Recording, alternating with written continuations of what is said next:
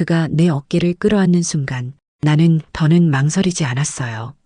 나도 모르게 꾹 참아온 소리가 튀어나오고 온몸이 부르르 떨렸어요. 고추밭에서 일어난 따뜻한 사랑 이야기 지금 시작합니다. 여러분의 좋아요, 구독은 영상 제작에 큰 힘이 됩니다. 경남 합천은 고추로 유명한 마을이에요. 집집마다 마당 가득 붉게 널린 고추가 햇볕에 말라가고 골목마다 비닐하우스와 밭이 줄지어 이어져 있지요. 어릴 적부터 보아온 풍경인데 이제는 그 속에 서 있는 내가 낯설게 느껴졌어요. 오늘은 마을 사람들이 모여 큰 고추밭 일을 돕는 날이었어요. 농번기마다 늘 있어온 일이지만 올해는 유난히 힘겹게 느껴졌어요. 마음을 붙들기 위해 억지로 발걸음을 옮겼을 뿐이지요. 뙤약볕이 내려쬐는 밤머리에 서자 이장님이 손을 흔들며 불렀어요. 어서 오이소. 같이 해봅시다. 나는 미소를 지으려 했지만 입꼬리만 어색하게 움직였어요. 손에는 장갑을 꼈지만 마음속은 여전히 허전했거든요. 고추밭에 쪼그리고 앉아 고추를 따는데 뒤에서 낮고 묵직한 목소리가 들려왔어요. 요즘 많이 힘드시지요? 순간 놀라 고개를 돌렸을 때 그가 서 있었어요. 검게 그을린 얼굴에 햇볕에 짙게 패인 주름이 있었고 두 팔에는 굵은 핏줄이 도드라져 있었어요. 마치 오랜 세월 땅을 일군 흔적처럼 단단하고 거칠지만 믿음직한 모습이었지요. 나는 얼떨결에 얘 뭐하고 애매한 대답만 내뱉었어요. 그런데 이상했어요. 그저 건넨 위로 한마디인데 마음 한쪽이 울컥하며 흔들렸어요. 그가 내 옆에 서서 고추를 따기 시작했어요. 햇빛에 반짝이는 땀이 그의 목선을 타고 흘러내렸고 흙 묻은 손이지만 움직임은 거침없이 힘찼어요. 순간 나는 시선을 거두려 애썼어요. 괜히 별 생각 다 하네. 스스로를 다그치며 다시 고추만 바라봤지요. 잠시 후 그는 내 곁에 작은 바가지를 내려놓으며 말했어요. 물이요. 좀 드시소. 나는 그 바가지를 받아들며 고맙습니다라는 말을 겨우 내뱉었어요. 입술에 닿은 시원한 물맛이 마치 내 마음속까지 스며드는 것 같았어요. 그날 오후 내내 그의 말투, 그의 걸음걸이가 자꾸만 신경 쓰였어요. 다른 주민들과 활달하게 어울리며 웃는 모습도 가끔 내 쪽으로 스치는 눈빛도 괜히 가슴을 두근거리게 만들었어요. 집으로 돌아오는 길, 손은 무겁고 허리는 쑤셨지만 마음만은 묘하게 가벼웠어요. 이상하게도 오늘 하루는 내게 작은 떨림을 남기고 갔거든요. 나는 며칠 전 고추밭에서 만난 그 남자를 자꾸 떠올리게 돼요. 박노인, 마을 사람들이 다 그렇게 불렀지요. 나보다 두세 살 위지만 밭일을 오래 해와서인지 등은 여전히 꼿꼿하고 손발도 야무졌어요. 그가 건네던 물 한 바가지, 힘드시지요 하던 낮은 목소리. 별것 아닌데도 내 마음 한켠에 오래 남아 있었어요. 아마 내가 너무 허전해서 그런 걸 거예요. 남편을 잃고 난 뒤로 나는 매일같이 무너지고 있었거든요. 수년간 이어진 암투병은 내 몸과 마음을 바짝 말려버렸어요. 병상에 누운 남편을 지켜보며 나는 수없이 원망했어요. 차라리 빨리 끝나버렸으면 좋겠다. 그런 생각을 한 게 한두 번이 아니었어요. 그러다 그런 못된 마음을 품은 내가 스스로 밉고 죄스러워 울곤 했지요. 그런데 막상 남편이 떠나고 나니 원망은 자취를 감추고 텅 빈 허망함과 슬픔만 남았어요. 식탁에 혼자 앉아 있으면 밥 한 숟갈이 넘어가지 않았고 밤이 오면 빈 방의 정적이 내 가슴을 짓누르곤 했어요. 그런데 박노인이 내게 다가와 많이 힘드시지요라고 말했을 때 나는 이상하게도 그 말에 위로를 받았어요. 마치 오래 묵은 내 마음속을 그가 알고 있다는 듯 느껴졌거든요. 그는 웃음이 많고 활달했어요.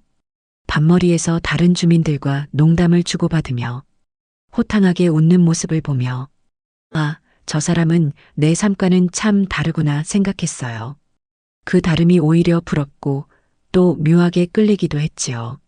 사람들 앞에서는 대수롭지 않게 웃어넘겼지만 집으로 돌아오니 그의 얼굴이 자꾸 떠올랐어요. 검게 그을린 살빛, 굵은 팔뚝, 그리고 힘있게 움직이던 손. 남편의 병약한 모습만 바라보다 살아온 나에게 그 모습은 오랜만에 느껴보는 남자다움이었어요. 나는 스스로에게 다그쳤어요. 안 돼. 이런 생각을 하면 안 돼. 남편을 떠난 지 얼마나 됐다고. 하지만 부질없는 다짐이었어요. 허전한 마음이 자꾸만 그의 따뜻한 말 한마디를 기억해냈으니까요. 밤이 깊어갈수록 그와 나눈 짧은 대화가 떠올라 불 꺼진 방에서 혼자 눈을 감고 곱씹었어요. 마치 한 줄기 바람처럼 스쳐갔지만 내 가슴속엔 오랜만에 작은 불씨가 피어난 듯 했어요. 며칠째 이어진 고추밭 일손 돕기는 내게는 쉽지 않은 일이었어요. 허리는 쑤시고 손바닥은 금세 물집이 잡혔죠. 그런데도 나는 집에 가만히 앉아 있는 것보다 차라리 밭에 나와 있는 게 나았어요. 마을 사람들이랑 어울려 흙을 만지다 보면 잠시라도 외로움이 덜해지니까요. 그런데 그날도 어김없이 박노인은 내 곁을 맴돌았어요. 이쪽은 좀 힘드실 거예요. 제가 도와드릴게요. 그가 말을 걸며 내 앞에 물 한 통을 내려놓았을 때 나는 얼떨결에 괜찮습니다라고 했지만 결국 물을 들이켜고 말았어요. 땀에 젖어 바싹 마른 목구멍에 그 시원함이 스며드는 순간 왠지 모르게 마음 한쪽도 시원해지는 기분이 들었어요. 새참 시간이 되자 그는 또 내 앞에 앉았어요. 김이 나는 보리밥과 된장국이 담긴 그릇을 내 앞으로 밀어주며 말했지요. 많이 드세요. 힘써야 하잖아요. 나는 괜히 쑥스러워 젓가락질만 하며 고개를 끄덕였어요. 마을 사람들 눈치가 자꾸만 신경 쓰였거든요. 남편 잃은 여인 챙긴다고 또 소문나겠다. 그 생각이 머릿속을 맴돌며 괜히 마음이 조급해졌어요. 그래서 일부러 말을 줄이고 다른 사람들 곁으로 옮겨 앉았어요. 그런데 멀리서 들려오는 그의 호탕한 웃음소리가 자꾸만 내 귀에 꽂혔어요. 주민들과 농담을 주고받으며 웃고 있는 그 모습을 보고 있자니 내 입가에도 모르게 미소가 번졌지요. 참 사람 좋네. 나도 모르게 그런 생각을 하고 있더군요. 일이 끝나고 집으로 돌아오는 길 마을 어귀에서 다시 그와 마주쳤어요. 트럭 짐칸에 도구를 정리하던 그가 내 쪽을 보더니 손을 흔들었어요. 오늘도 수고 많으셨습니다. 내일은 더 쉬운 자리 맡겨드릴게요. 괜히 얼굴이 달아올라 서둘러 고개를 끄덕이고 발걸음을 재촉했어요. 집에 들어와서도 마음이 이상하게 들떠 있었어요. 허리가 아파 끙끙거리면서도 자꾸만 그의 얼굴이 떠올랐어요. 검게 그을린 피부, 굵은 팔뚝, 그리고 웃을 때마다 깊게 패이던 주름. 그런 모습이 낯설게 느껴지면서도 한편으로는 나를 안심시키는 듯 했어요. 나는 이내 스스로를 다그쳤어요. 안 돼. 이건 그냥 착각일 뿐이야. 그저 친절한 거지. 하지만 이미 흔들린 마음은 애써 다잡아도 쉽게 가라앉지 않았어요.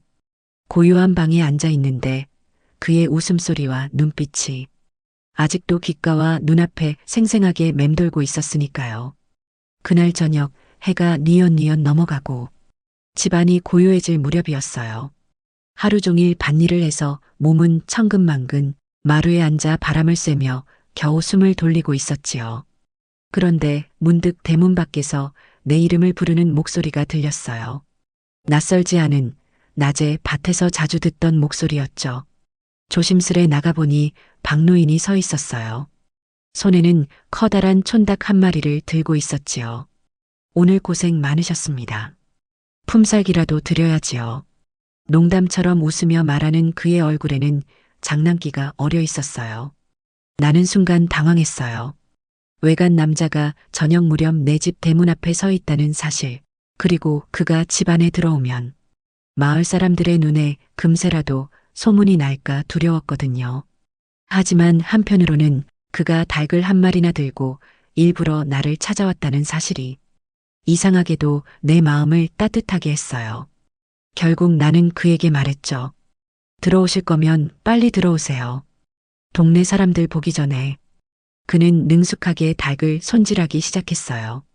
마치 수십 번 해본 듯 손놀림이 거침없었어요. 나는 부엌에서 솥을 꺼내 아궁이에 불을 지폈지요. 오랜만에 불을 지피는 아궁이 앞에 앉으니 마치 잊고 있던 내 예전의 삶이 떠올랐어요. 남편 병수발에 치이며 한동안 밥상조차 성의 없이 차렸던 내 모습이 겹쳐져 묘한 씁쓸함과 동시에 이렇게라도 다시 밥을 준비하는 내 모습이 낯설게 느껴졌어요. 솥 안에서는 닭이 푹푹 익어가며 고소한 냄새가 집 안가득 퍼졌어요. 마루에 상을 차리고 김이 모락모락 나는 백숙을 가운데 두고 마주 앉았을 때 순간 오래된 부부처럼 익숙한 기분이 스쳐갔어요. 많이 드세요. 오늘 많이 지치셨을 텐데. 그가 살코기를 발라 내 그릇에 놓아주며 말했어요. 나는 괜히 고개를 숙이며 작은 목소리로 고맙습니다라고 했지요. 살짝 웃는 그의 얼굴에선 진심이 느껴졌어요. 술은 없었지만 닭고기와 국물만으로도 마음이 술에 취한 듯 풀어졌어요. 그는 농사 얘기, 젊은 날의 고생담, 그리고 혼자가 된 이후의 외로움까지 차분히 털어놓았어요. 나는 그 이야기를 들으며 고개를 끄덕였고 나도 모르게 남편의 병상에서 겪었던 시간과 떠나보낸 뒤의 허전함을 내 입으로 꺼내고 있었어요. 마당에 바람이 불어오고 개구리 소리가 배경음처럼 들려오는 그 밤, 우리는 마주 앉아 백숙을 뜯으며 속 깊은 이야기를 주고받았어요. 짧지 않은 대화 속에서 나는 그가 단순히 농담을 잘하는 활달한 이웃이 아니라 나처럼 외로움을 안고 사는 사람이란 걸 알게 되었어요. 그날 밤 빈집을 홀로 지키던 나의 저녁이 오랜만에 따뜻하게 채워진 시간이 되었어요. 밥상 위에서 김이 피어오르는 백숙처럼 내 마음속에도 작은 온기가 피어오르고 있었지요. 다음 날도 해가 떠오르자 나는 다시 고추밭으로 향했어요. 몸은 전날보다 더 무겁고 허리도 욱신거렸지만 이상하게 발걸음이 가벼운 듯 느껴졌어요. 아마도 어젯밤 그와 함께한 저녁 식사가 마음속 허기를 잠시나마 채워주었기 때문일 거예요. 밭에 도착하니 이미 주민들이 고추밭 사이를 오가며 일손을 보태고 있었어요. 그 속에 서 있는 박노인이 눈에 띄었어요. 어제와 똑같이 검게 그을린 얼굴, 그리고 여전히 힘차게 움직이는 두 팔. 그는 나를 보자 반갑게 손을 들어 보였어요. 오늘은 이쪽 줄 맡으세요. 햇볕이 덜 들어서 수월할 겁니다. 그가 먼저 내 자리를 챙겨주었어요.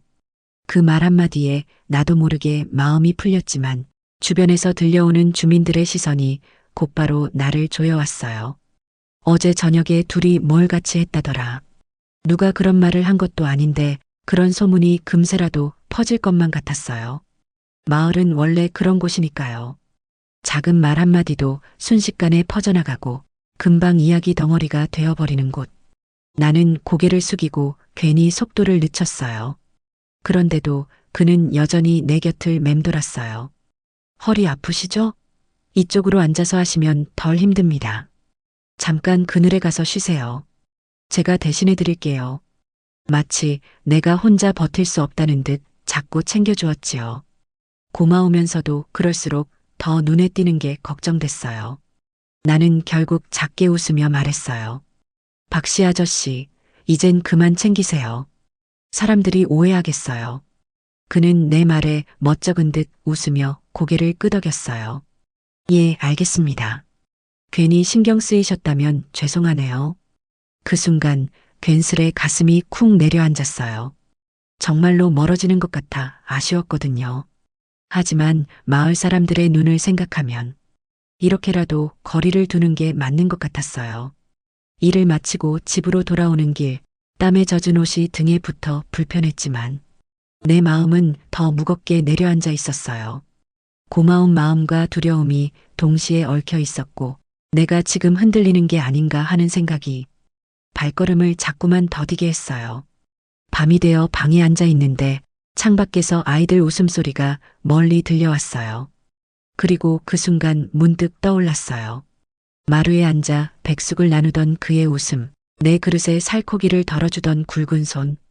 그게 자꾸만 내 마음을 흔드는 거예요. 나는 스스로에게 속삭였어요. 이러면 안 돼. 이제 겨우 남편을 떠나보냈는데. 하지만 다짐은 다짐일 뿐 이미 그의 따뜻한 눈길과 목소리가 내 마음속에서 떠나지 않고 있었어요. 며칠 동안 밭일을 함께 하면서 나는 박노인의 마음 씀씀이에 계속 신세를 지고 있었어요.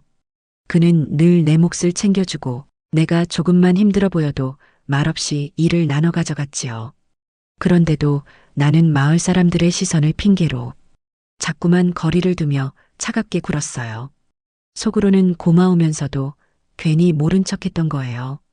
그러던 어느 날 일을 마치고 집에 돌아와 앉아 있는데 마음속에 자꾸만 걸림돌처럼 남는 게 있었어요. 나만 계속 받기만 하고 있구나. 그렇게 생각하니 도저히 그냥 넘어갈 수 없었어요. 그래서 용기를 내어 그에게 말을 건넸습니다. 오늘 저녁은 제가 준비할게요. 잠깐 들르세요. 그는 잠시 놀란 표정이었지만 곧 미소를 지으며 고개를 끄덕였어요. 그럼 잠깐 들러도 되겠습니까? 나는 대문을 열어주며 얼른 들어오세요. 남보기 전에요. 하고 농담처럼 말했지요. 그 순간 서로 얼굴을 바라보며 웃었어요. 부엌 찬장 구석을 열어보니 오래전에 담가둔 매실주가 있었어요. 남편이 병상에 눕기 전 마지막으로 담가두었던 술이었죠. 몇 년이나 손도 대지 않고 있었는데 병을 꺼내는 순간 내 마음도 묘하게 떨렸어요. 작은 상에 매실주와 함께 김치, 두부부침, 나물 반찬을 올렸습니다. 별다른 건 없었지만 그는 술잔을 받아들고 진심 어린 눈빛으로 말했어요. 이렇게까지 챙겨주시니 고맙습니다. 나는 어쩐지 얼굴이 화끈거려 잔을 채우며 대답했어요. 그동안 제가 신세만 졌잖아요. 이제야 보답하는 거예요. 매실주의 은은한 향이 방 안을 가득 메웠고 술잔이 오갈수록 대화도 점점 길어졌어요. 그는 젊은 시절 고생했던 이야기, 홀로 지내며 느끼는 외로움을 조심스럽게 꺼냈어요. 나는 그 이야기를 들으며 나 또한 남편을 돌보던 날들의 무게와 사별 후에 찾아온 공허함을 이야기했지요. 술 기운이 오르자 방 안 공기가 따뜻해졌어요. 웃음소리도 잦아들고 잠시 고요 속에 서로의 눈빛이 오래 머물렀지요. 그 눈빛 속에서 나는 오랜만에 누군가와 연결되어 있다는 안도감을 느꼈어요. 남편이 떠난 뒤 처음으로 혼자가 아니라는 위안을 느낀 시간이었어요. 그리고 그 순간 내 마음은 조금 더 그에게 기울고 있다는 걸 스스로도 부정할 수 없었어요. 술잔이 몇 번 오가고 방 안의 공기는 점점 무거워지면서도 따뜻했어요. 매실주의 은은한 단맛이 입술에 남아 가슴까지 서서히 달아오르는 듯 했지요. 잠시 말이 끊기고 우리는 서로의 얼굴을 바라보다가 눈을 피했어요. 그런데 피한 눈길이 다시 맞닿는 순간 나는 더는 외면할 수 없었어요. 이러면 안 되는데. 입술 사이로 새어나온 내 목소리는 부정 같으면서도 어쩐지 허락에 가까웠어요. 그는 대답 대신 내 허리 위로 거칠고 따뜻한 손을 얹었어요. 오랫동안 밭일로 굳어진 손, 그러나 그 온기는 놀라울 만큼 부드러웠어요. 심장이 요동쳤지만 나는 그 손길을 뿌리치지 않았어요. 조심스레 다가온 그의 손길이 내 목덜미를 스치자 내 안에 꼭꼭 묻어두었던 외로움과 갈망이 마치 봄눈 녹듯 무너져 내리며 나도 모르게 신음이 튀어나왔어요. 그 고요 속에서 눈빛이 대화가 되었고 작은 떨림이 허락이 되었어요. 그가 내 어깨를 끌어안는 순간 나는 더는 망설이지 않았어요. 나도 모르게 꾹 참아온 소리가 튀어나오고 온몸이 부르르 떨렸어요. 마루의 등잔불이 가만히 흔들리고 창밖에서 풀벌레 소리가 끊임없이 이어졌어요. 그 소리를 배경으로 우리는 오래 억눌러온 체온을 나누었어요. 과감하면서도 서툴고 뜨겁지만 동시에 애틋했던 밤. 그것은 젊은 날의 격정과는 달랐어요. 마치 서로의 빈자리를 채우는 마지막 퍼즐을 찾은 듯한 충만함이었지요. 그날 이후 우리는 마을에서 자주 눈을 마주치지 않았어요. 굳이 티를 내지 않으려 애썼지만 짧게 스친 눈빛만으로도 마음은 이미 들켜버린 것 같았지요. 대신 그는 가끔 낡은 트럭을 몰고 내 집 앞에 조심스레 나타났어요. 오늘은 밭일 일찍 마쳤습니다. 바람 좀 쐬러 가시죠. 그 한마디가 신호처럼 느껴졌어요. 마을길을 빠져나와 구불구불 이어진 변두리 길을 달릴 때면 차창 밖으로 스치는 바람조차 설레임이 되었어요.